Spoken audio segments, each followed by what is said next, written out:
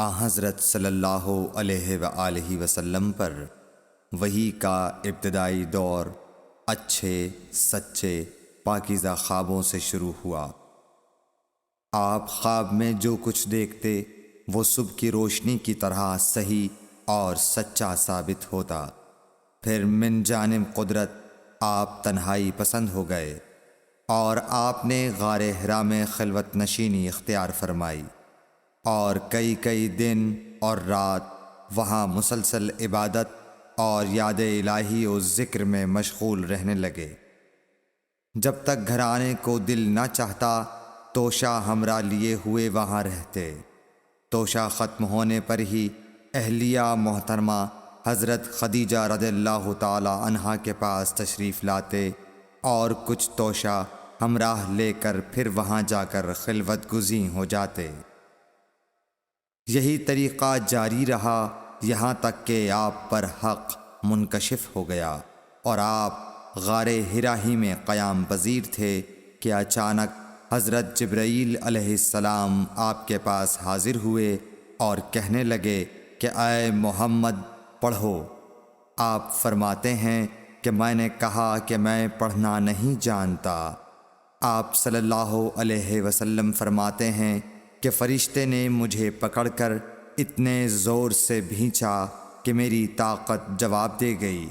پھر مجھے چھوڑ کر کہا پڑھو۔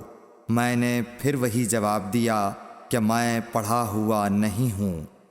اس فرشتے نے مجھ کو نہایت ہی زور سے بھینچا کہ مجھ کو سخت تکلیف محسوس ہوئی۔ پھر اس نے کہا کہ پڑھ۔ میں نے کہا میں پڑھا ہوا نہیں ہوں۔ فرشتے نے تیسری بار مجھ کو پکڑا اور تیسری مرتبہ پھر مجھ کو بھینچا۔ پھر مجھے چھوڑ دیا اور کہنے لگا کہ پڑھو اپنے رب کے نام کی مدد سے جس نے پیدا کیا اور انسان کو خون کی پھٹکی سے بنایا۔ پڑھو اور آپ کا رب بہت ہی مہربانیاں کرنے والا ہے۔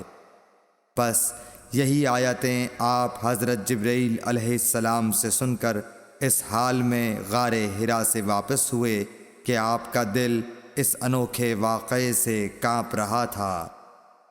آپ حضرت خدیجہ کے ہاں تشریف لائے اور فرمایا کہ مجھے کمبل اوڑھا دو، مجھے کمبل اوڑھا دو۔ لوگوں نے آپ کو کمبل اوڑھا دیا۔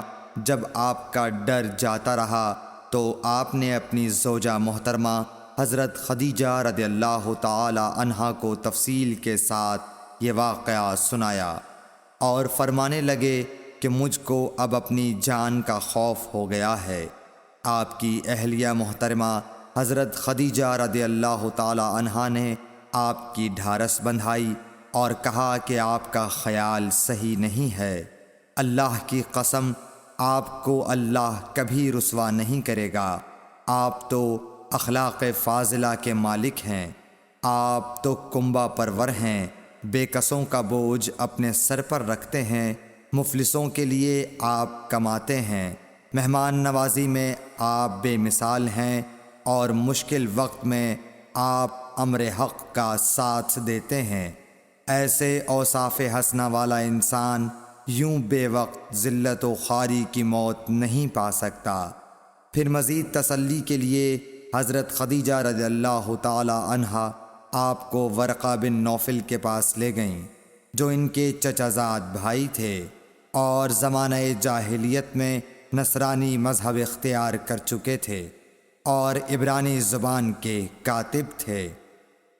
چنانچہ انجیل کو بھی حسب منشائے خداوندی عبرانی زبان میں لکھا کرتے تھے۔